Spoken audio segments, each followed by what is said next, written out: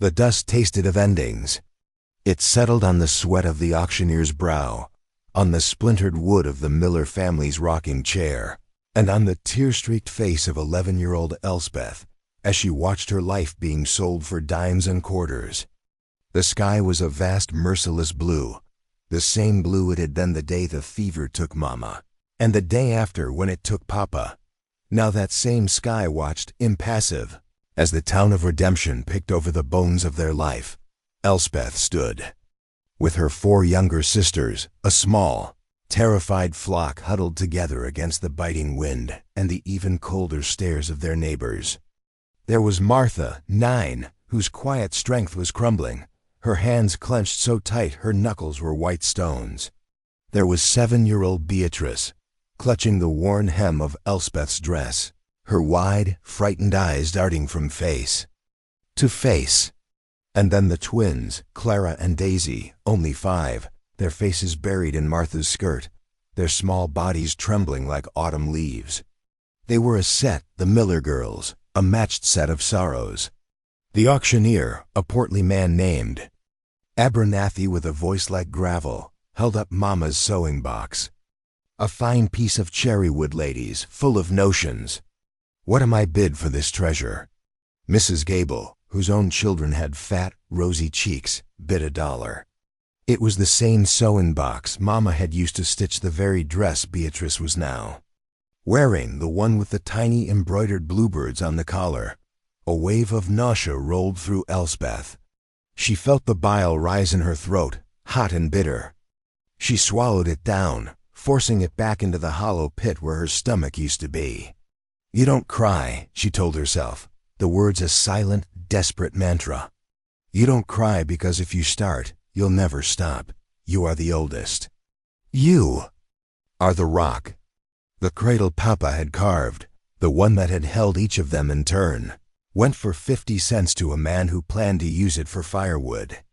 The family Bible, with their names and births and deaths written in Mama's elegant script, was bought by the preacher for the church, who said it was a pity to let such a thing go to waste. He never looked at them. No one did. They were ghosts. At their own funeral, invisible specters of a life that had vanished like smoke. The last of the household goods were gone. The small crowd shuffled, their interest waning. Now came the final unspoken item on the docket. The 5 orphan girls. Sheriff Miller, a man whose shared surname was a cruel joke of fate, cleared his throat. He was a hard man, his face a roadmap of disapproval. Well, folks, he began, his voice devoid of any warmth. As you know, the town council has decided. The girls can't stay on the property. It's to be sold to cover the debts. He gestured vaguely towards the desolate prairie.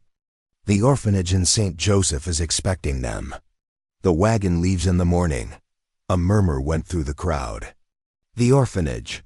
It was a word whispered in hushed, fearful tones, a place of shadows and hunger, where children were lost and forgotten. Elspeth felt Beatrice's grip tighten, a small desperate anchor in a raging sea. Separation. That's what it meant. They would be split up, the 5 of them, scattered like seeds in the wind. The thought was a physical blow, knocking the air from her lungs. They had nothing left but each other. It's a shame, someone muttered. Such pretty little things. A burden on the county is what they are, another voice countered. Sheriff Miller's gaze swept over the crowd, cold and challenging. Unless, of course, someone here is willing to take them in. All of them. The council is firm on that. They won't be split up for local indenture. It's all or none. The silence that followed was absolute, heavier than any stone. It was. A silence of turned backs and averted eyes. A silence that screamed their worthlessness. No one wanted 5 extra mouths to feed, 5 more bodies to clothe, 5 sorrows to add to their own. The hope that had flickered, a tiny, foolish flame in Elspeth's chest, died, leaving behind a cold, dark ash. This was it. The end of everything. She looked at her sisters, at their terrified, upturned faces, and her own carefully constructed dam of composure began to crack. A single tear escaped, hot and traitorous, and traced a path through the grime on her cheek. She looked up at the vast, empty sky, a silent, desperate prayer forming in her heart. Please, she begged whatever God might be listening, anyone. Please. And then, from the back of the crowd, a voice spoke, low and rough as unplowed earth. I'll take them. The words cut through the silence like a blade. Every head turned. Elspeth's gaze followed, her heart hammering against her ribs. There, leaning against the gnarled trunk of an old oak tree, stood a man. He was tall and gaunt, his frame all sharp angles and hard lines beneath a dusty, threadbare coat. His face was a landscape of its own, carved by sun and wind and something deeper, something that looked like grief. A thick, untrimmed beard covered his jaw, and his hair was a dark, tangled mess, but it was his eyes that held her. They were the color of a stormy sky, and they held a pain so vast and raw it seemed to swallow the light. He looked like a man who had dug his own grave and was just waiting for the good sense to lie down in it. This was Silas Blackwood, a recluse who lived on a blighted patch of land miles out of town. A man who spoke to no one and was spoken of only in whispers. A ghost of a man. Sheriff Miller squinted, his expression a mixture of disbelief and contempt. You, Blackwood? What in God's name would you want with 5 girls? Silas pushed himself off the tree, his movements slow and deliberate. He didn't look at the sheriff. He didn't look at the gawking crowd. His gaze was fixed on the 5 small figures huddled together, on Elspeth's defiant, tear-streaked face. He saw the terror in their eyes, the fierce, protective way they clung to one another. He saw a reflection of his own shattered world, a mirror of his own loss. He had come to town for salt and flour, not for a family. He had come to town to feel the familiar sting of loneliness amidst the crowd, to remind himself of the life he had lost and the isolation he now deserved. But looking at them, at this small constellation of grief, something shifted inside him, a tectonic plate of sorrow grinding against a long-dormant bedrock of humanity. He walked forward, the dust puffing up around his worn boots. He stopped, a few feet from the sheriff, his stormy eyes never leaving the girls. I have a farm, he said, his voice raspy from disuse. They can work. It's better than the orphanage, the sheriff scoffed. Your farm? That pile of rocks and dust? What can you offer them, Blackwood? You can barely feed yourself. I'll manage, Silas said, the words flat and final. He reached into his pocket and pulled out a small, worn leather pouch. He loosened the drawstring and poured a handful of coins into his palm. It wasn't much, but it was everything he had. He held it out to the sheriff, for their debts. Whatever is owed. The sheriff looked at the coins, then at Silas's determined, haunted face. A flicker of something annoyance, perhaps, or a grudging respect crossed his features. He knew the law. An offer had been made. A guardian had stepped forward. He couldn't refuse it, not without cause. And as strange and broken as Silas Blackwood was, he was a landowner. He was, by the town's meager standards, a viable option. You understand what you're taking on? The sheriff pressed one. Last time, this ain't a stray dog, Blackwood. This is 5 children, 5 girls. Silas's gaze finally met the sheriff's, and for a moment, the raw, untamed wilderness of his soul was laid bare. I know what they are, he said, his voice dropping to a near whisper, a sound of such profound desolation it silenced the entire crowd. They're alone. So am I. He turned his back on the sheriff and crouched down, bringing himself to eye level with the children. The twins whimpered and pressed closer to Martha. Beatrice hid her face completely. But Elspeth stood her ground, her small chin held high, her eyes narrowed with suspicion and a fierce, desperate hope. She was a tiny general guarding her last battalion. Silas looked at each of them, his gaze lingering on their frightened faces. He saw his own wife, Sarah, in their delicate features. He saw his own son, Thomas, in their wide, innocent eyes. The ghosts of his past rose up, choking him, screaming at him to turn away, to run back to the empty silence of his cabin, to the grave he had been so meticulously digging, but he couldn't. He had spoken the words. He had crossed a line. He held out a large, calloused hand. It was a hand that knew work, a hand that was scarred and stained with dirt. It trembled, almost imperceptibly. "Come on," he said, his voice softer now, though still rough around the edges. "It's a long walk home." Elspeth stared at the outstretched hand. It was a lifeline, a terrifying, uncertain bridge to an unknown future. Behind her was the orphanage, a certain hell. Before her was this strange, broken man, a possible one. She looked at Martha, who gave a small, almost imperceptible nod. She looked at Beatrice, peeking out from behind her dress. She looked at the twins, so small, so fragile. She was the rock. She had to be strong for them. Taking a deep, shuddering breath, she reached out her own small, trembling hand and placed it in his. His skin was rough, but his grip, when he closed his fingers around hers, was surprisingly gentle. It felt, for a fleeting, impossible moment, like a promise. The walk to Silas Blackwood's farm was a journey into silence. The town of redemption fell away behind them, its judgmental whispers fading into the vast, open prairie. Silas led the way, his long strides setting a relentless pace. Elspeth held his hand, her small fingers lost in his large grasp, while her other hand was linked to Martha's, who in turn held Beatrice's, who held Clara's, who held Daisy's. They were a chain, a fragile human chain, linked to the strange, silent man who was now their keeper. The landscape grew harsher, the fertile soil giving way to rock and scrub. The sun beat down, relentless and unforgiving. The twins began to stumble, their little legs unused to such a long journey. Silas seemed not to notice at first, lost in the storm of his own thoughts. But then he heard a small sob from behind him and stopped. He looked back and saw Daisy, her face red and streaked with tears, her small body shaking with exhaustion. Without a word, he turned, walked back, and lifted her into his arms. He did the same for Clara, settling one twin on each hip. He didn't smile. He didn't offer any words of comfort. He just held them, his gaunt frame now burdened with the weight of two small children, and continued walking. The girls watched, wide-eyed and silent. It was not an act of tenderness, not really.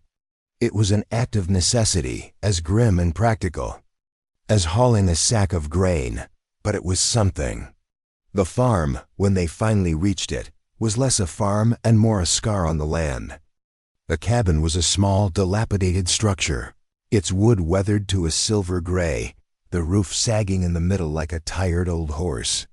A crooked stone chimney listed to one side, trailing a thin ribbon of smoke. The fields around it were choked with weeds and stones, a testament to years of neglect. A lone, skeletal-looking cow stared at them with mournful eyes from a ramshackle corral. This was not a home. It was a place of exile. Silas set the twins down on the porch. "Inside," he grunted, and pushed open the door. The interior was even more desolate than the outside. It was a single room, dark and suffocating. The air was thick with the smell of stale wood smoke, unwashed linen, and a profound, suffocating loneliness. A rough-hewn table and two chairs stood in the center of the room. A stone fireplace, black with soot, dominated one wall. In the corner was a narrow cot, its blankets a tangled mess. That was it. There was no sign of comfort, no hint of a life lived, only of a life endured. This was the grave he had been digging. The 5 girls stood clustered together just inside the doorway, small and lost in the oppressive gloom. This was their new home. The reality of it crashed down on Elspeth with the force of a physical blow. The fear she had been holding at bay surged, cold and terrifying. What had she done? What had this man done? Silas seemed to read her thoughts. "There's a loft," he said, gesturing with his chin towards a rickety ladder leading to the upper level. "You'll sleep there." He walked over to the fireplace and began to stir the embers. "There's stew. It's not much." Elspeth, her voice barely a whisper, found the courage to speak. Where will you sleep?" Silas didn't look at her. He stared into the fire, his face illuminated by the flickering flames, his expression unreadable. "Barn," he said. And that was the end of the conversation. The days that followed were a blur of hard work and heavy silence. The cabin was filthy, coated in a thick layer of grime and despair. Elspeth, with a resolve born of desperation, took charge. She organized her sisters into a small cleaning crew. They scrubbed the floors with rags and borrowed lye soap they found in a crate. They washed the single grimy window until a sliver of sunlight could pierce the gloom. They beat the dust out of the blankets on Silas's cot, the rhythmic thudding a small act of defiance against the suffocating silence. Silas watched them, a silent, brooding presence. He never offered to help, but he never stopped them, either. He would sit at the table, sharpening a knife or mending a piece of leather, his stormy eyes following their movements. His silence was a wall, thick and impenetrable. They learned to navigate around it, to communicate with each other in whispers and glances, their lives a quiet counterpoint to his loud, unspoken grief. The loft was their sanctuary. It was a small, cramped space under the eaves, filled with the smell of old hay and dust, but it was theirs. They found a few old grain sacks and filled them with straw for mattresses. At night, they would huddle together under a single thin blanket, their bodies a warm, tangled knot of shared fear and comfort. They would whisper stories to each other in the dark, stories of their old life, of Mama's lullabies and Papa's booming laugh, trying to keep the memories alive in this place where memories seemed to go to die. Survival was a brutal daily struggle. The stew Silas had mentioned was a thin, watery broth with a few sad-looking vegetables floating in it.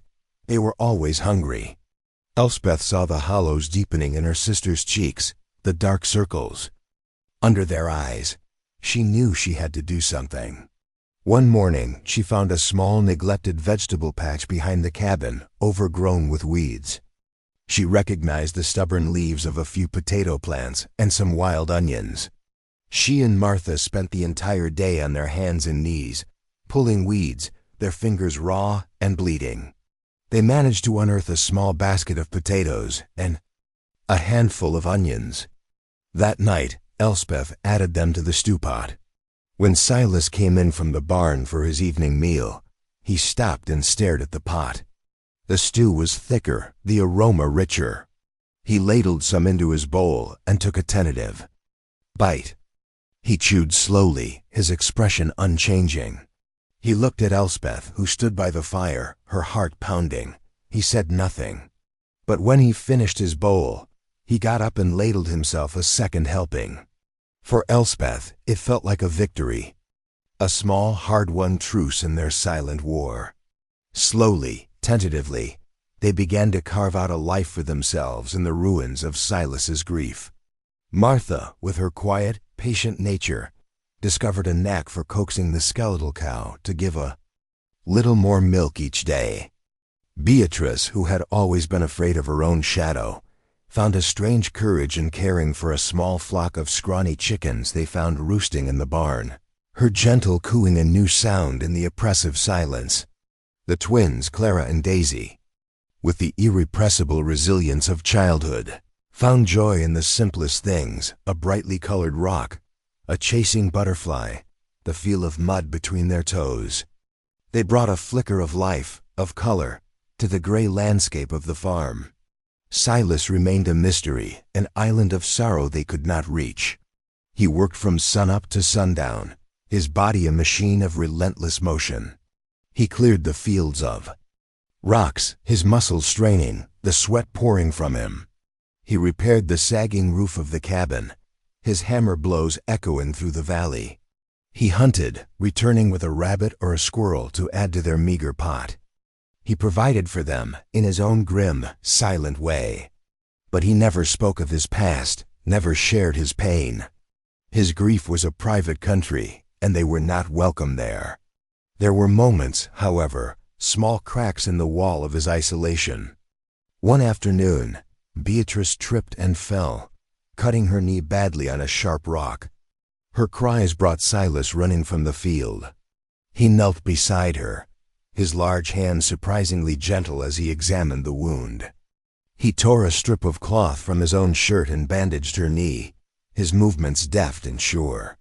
He didn't say a word, but his touch was a language of its own, a clumsy, unspoken tenderness. Another time, he found Clara trying to whittle a piece of wood with a sharp stone, her small face a mask of concentration. He watched her for a long moment, then went into the barn and returned with a small, beautifully carved wooden bird. He pressed it into her hand. "My son."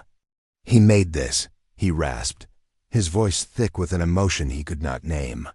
It was the first time he had mentioned his past, the first time he had acknowledged the ghosts that haunted him. Clara clutched the bird to her chest, a precious, sacred relic. The town of redemption had not forgotten them.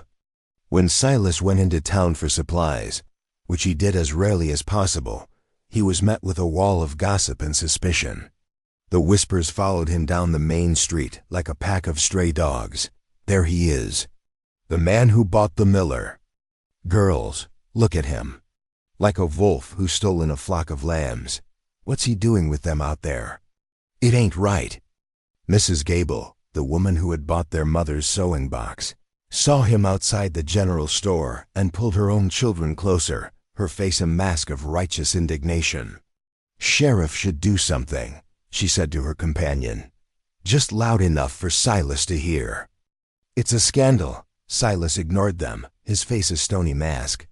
But the words were like stones, and they found their mark. He bought his flour and salt, his jaw clenched, and left as quickly as he had come. But not everyone was hostile. Mr. Henderson, the owner of the general store, a kind-faced man with sad eyes, slipped an extra bag of candy into Silas's supplies. "For the little ones," he said quietly, meeting Silas's gaze with one of understanding. "It's a good thing you did, Blackwood. A good thing." And there was Sarah May, the blacksmith's wife, a woman with a spine of steel and a heart of gold. She saw Elspeth and Martha one day, struggling to carry a heavy bucket of water from the creek. She marched right over, took the bucket from them, and carried it back to the cabin herself. She looked around at the small improvements they had made, at the clean-swept floor and the sunlight streaming through the window. She looked at the 5 girls, their faces thin but their eyes clear and determined. She turned to Silas, who stood watching from the doorway, his expression wary. "You're a fool, Silas Blackwood," she said, her voice blunt. "But you're not a monster. These girls need clothes. They're swimming in those rags." The next day, a bundle appeared on their porch. It was filled with dresses and shirts, patched and worn, but clean and sturdy. They were hand-me-downs from Sarah May's own children. When Elspeth put on a dress that actually fit, a simple blue calico, she felt a surge of something she hadn't felt in a long time. Dignity. She looked in the small, cracked piece of mirror they had found, and for the first time, she didn't see just an orphan, a survivor. She saw a girl. The small acts of defiance, of dignity, began to turn the tide of whispers. The girls started to accompany Silas into town, a silent, solemn procession. They walked with their heads held high, their clothes clean, their hands linked. They were a family, a strange, broken, patchwork family, but a family nonetheless. And their quiet strength, their fierce loyalty to each other and to the silent, haunted man who had taken them in, began to earn them a grudging respect. The whispers didn't stop, but they changed. "They're good workers, those girls. Tamed him, they have. They're making a go of it." The first winter was the hardest. The wind howled like a hungry wolf, and the snow fell in thick, suffocating. blankets burying the world in white. The cabin, despite their repairs, was drafty, and the cold seeped in through the cracks. They huddled around the fire, their small supply of firewood dwindling at an alarming rate. The hunger was a constant, gnawing ache in their bellies. One night, the blizzard hit with a terrifying fury. The wind shrieked, rattling the very foundations of the cabin. Snow piled up against the door, trapping them inside. The fire was dying, the last of the wood burning down to embers. The cold was becoming unbearable. The twins were crying, their small bodies shivering uncontrollably. Silas sat by the hearth, his face grim. He had failed them. He had taken them from the certainty of the orphanage and brought them here to die. The ghosts of his past swirled around him in the howling wind, their voices accusing. You failed us, you failed them. Elspeth, her own fear a cold knot in her stomach, went to him. She knelt beside him, her small hand resting on his arm. We need more wood, she said. Her voice steady despite the tremor she felt inside. There is no more, he said, his voice hollow. The woodpile is buried. It's too dangerous to go out. We have to, she insisted, her gaze unwavering. We'll freeze. He looked at her, at this slip of a girl with the heart of a lioness. He saw in her eyes a strength he thought had vanished from the world. He saw the reflection of his own wife, Sarah, her fierce, unyielding love for their son. And for the first time, the wall around his heart began to crumble. He was not just responsible for these children. He was connected to them. Their survival was his survival. Their fate was his fate. He stood up, his decision made. Stay here, he commanded. Keep them warm. He pulled on his heavy coat and wrapped a scarf around his face. He took the axe from beside the door and with a great heave, pushed against the snow-blocked entrance. The wind and snow burst in, a blast of icy fury. He slipped out into the storm, the door slamming shut behind him, leaving them in the flickering, dying light of the fire. The minutes stretched into an eternity. The girls huddled together, listening to the raging storm, praying for his return. The fire sank lower and lower, the last of its warmth fading into the encroaching cold. Just as despair began to set in, the door burst open again. Silas stumbled in, covered in snow, his beard encrusted with ice. He was dragging the huge log behind him, a fallen tree limb he must have found by some miracle in the blinding snow. He collapsed on the floor, exhausted, but his eyes burned with a triumphant light. He had fought the storm.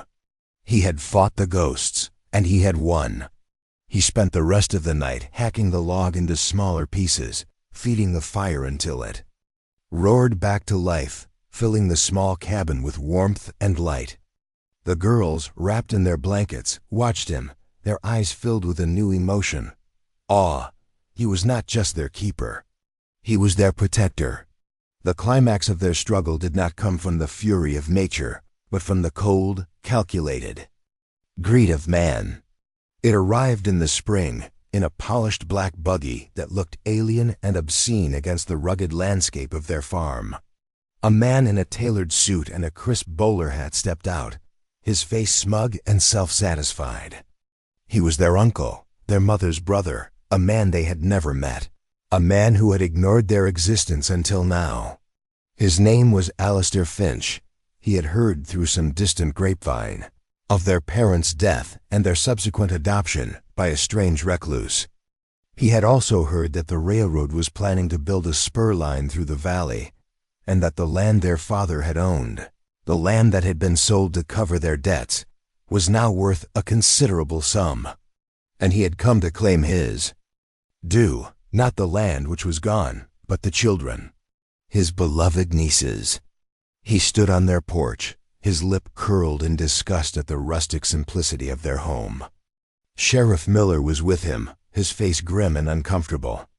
Blackwood, the sheriff said, avoiding Silas's eyes. This is Mr. Alistair Finch. He's the girl's legal next of kin. He's come to take them. Silas stood in the doorway. his body a rigid barrier.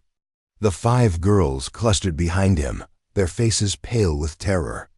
Elspeth's hand found his, her small fingers gripping him with desperate strength.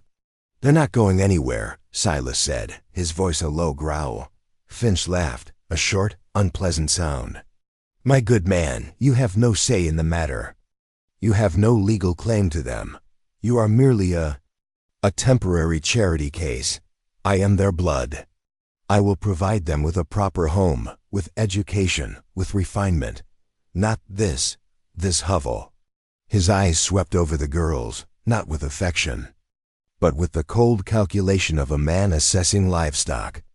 He saw 5 future housemaids, 5 unpaid servants for his fine house in the city. "This is their home," Silas said, his voice shaking with a rage he hadn't felt in years. "They stay with me. That's for the judge to decide." The sheriff said, his voice heavy with resignation. "There's to be a hearing, in town, tomorrow." The hearing was a public spectacle. The entire town of Redemption crowded into the small meeting hall that served as a courtroom. It was a trial not just of custody, but of character. On one side sat Alistair Finch, slick and confident, his lawyer a mirror of his own smugness. On the other sat Silas, in his clean but worn work clothes, his face a mask of grim determination. The 5 girls sat beside him on the bench, a silent, terrified row. Finch's lawyer painted a damning picture of Silas. He was a recluse, a hermit, a man of questionable stability. He had no wife. He lived in poverty. What kind of life could he offer 5 young girls? He was, the lawyer insinuated, a danger to them. Then Finch himself took the stand, his voice dripping with false sentiment. He spoke of his deep affection for his late sister, his profound sense of duty to her orphaned children. He promised them a life of comfort and opportunity. The townspeople murmured, their opinions swaying like wheat in the wind. Finch was a proper gentleman. Blackwood was. Blackwood. When it was Silas's turn to speak, he stood before the judge, a plain, weary-looking man named Peters, and he was silent. The lawyer had asked him a question, something about his ability to provide for the children, but the words seemed to come from a great distance. He looked not at the judge, not at the lawyer, but at the 5 small faces watching him, their eyes wide with fear and a desperate, shining faith. He saw Elspeth, her jaw set, trying to be brave for the others. He saw Martha, her hands clasped in her lap, praying. He saw Beatrice, clutching the small wooden bird he had given her. He saw the twins, their faces buried in Elspeth's dress. They were not a burden. They were not a charity case. They were his heart, which he thought had turned to stone long ago, now miraculously, painfully beating again. They had not just cleaned his cabin. They had cleaned his soul. They had not just filled the silence. They had filled the vast, aching emptiness of his life. He finally found his voice. It was not the voice of a confident man, but it was the voice of an honest one. "I ain't got much," he began, his voice rough with emotion. He looked directly at Judge Peters. "I ain't got money. I ain't got refinement. The lawyer is right. I live in a hovel. I'm a broken man." He paused, taking a deep, shuddering breath. "But I know what these girls are. They're not servants. They're not property. They're brave. And they're good. They found potatoes where there was only weeds. They found milk where there was only dust. They found a home where there was only a grave." His gaze swept over the girls, a look of such fierce, protective love that it silenced the entire room. "I can't give them what he can," he said, nodding towards Finch. "I can't give them fancy dresses or a big house. But I can give them my word. I can give them my life. I will work my fingers to the bone for them. I will protect them.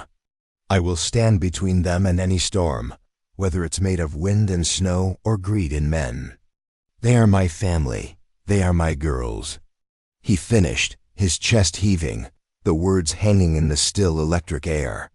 He had laid his broken soul bare for the entire town to see. The judge was silent for a long moment, his gaze fixed on Silas. Then he turned to the bench where the girls sat. "Elspeth," he said, his voice gentle. "Come here, child."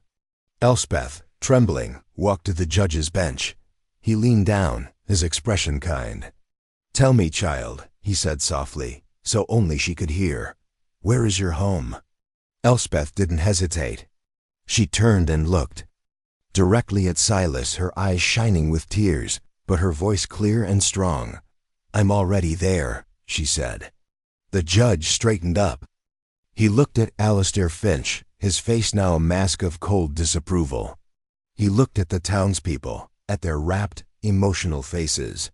He looked at Silas, standing tall and exposed, and at the 5 little girls who were his fierce, loving army. "In this court," Judge Peters declared, his voice ringing with authority, "we are bound not just by the letter of the law, but by its spirit. The law is intended to protect the vulnerable, to serve the best interests of the child. Blood kinship is a powerful claim, Mr. Finch, but it is not the only claim. A home is not built of wood and nails, but of love and sacrifice. A family is not forged in blood, but in the heart." He banged his gavel, the sound echoing like a gunshot in the silent room. "Custodies awarded to Mr. Silas Blackwood. These children have found their home. This case is closed." A collective gasp went through the crowd, followed by a wave of murmurs, and then, slowly, tentatively, a smattering of applause. Sarah May, the blacksmith's wife, was crying openly. Mr. Henderson from the general store was beaming. The tide of public opinion had not just turned. It had become a tidal wave of support. Alistair Finch stormed out of the courtroom, his face purple with rage, his fine suit and smug confidence now looking cheap and hollow. Silas stood frozen, unable to believe what had happened. Then he felt a tug on his hand. He looked down to see all 5 girls surrounding him, their arms wrapped around his legs, their faces pressed against him, their tears of relief soaking into his trousers. He knelt down and gathered them into his arms, all of them, burying his face in their hair, his own body shaking with silent, racking sobs. The ghosts were gone, the grave was filled, and in its place, a garden was beginning to grow. They were married under the vast open sky, on the land that was now truly their home. It wasn't a wedding in the traditional sense. There was no white dress, no fancy ceremony. The preacher came out to the farm, the same preacher who had once bought their family Bible. He stood before them, his face humbled, and spoke of redemption, of grace, of the mysterious ways God worked to mend the broken pieces of the world. The entire town of Redemption, it seemed, was there to witness it. They brought food and gifts, a new milk cow from the Gables, a sturdy set of tools from the blacksmith, a bolt of fine blue cloth from the general store. They were not just neighbors anymore. They were a community. Elspeth, standing beside Silas, wore a simple dress made from that same blue cloth, the color of a clear summer sky. She was not his bride, but his daughter. The adoption papers had made it official, but the heart had known it all along. Silas stood tall, his hand resting on her shoulder, his stormy eyes clear and calm. He looked out at the faces of his daughters, at their bright, happy smiles, and he felt a peace so profound it was almost painful. The farm was no longer a scar. It was a place of life. The fields were cleared and planted, rows of corn and beans stretching towards the horizon.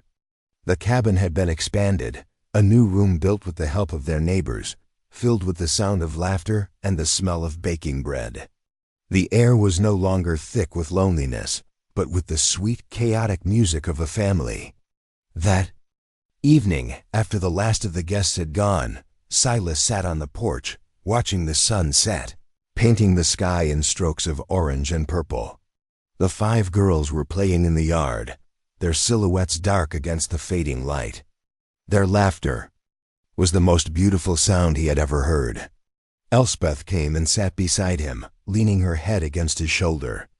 They sat in a comfortable silence for a long time, watching the first stars appear in the twilight sky.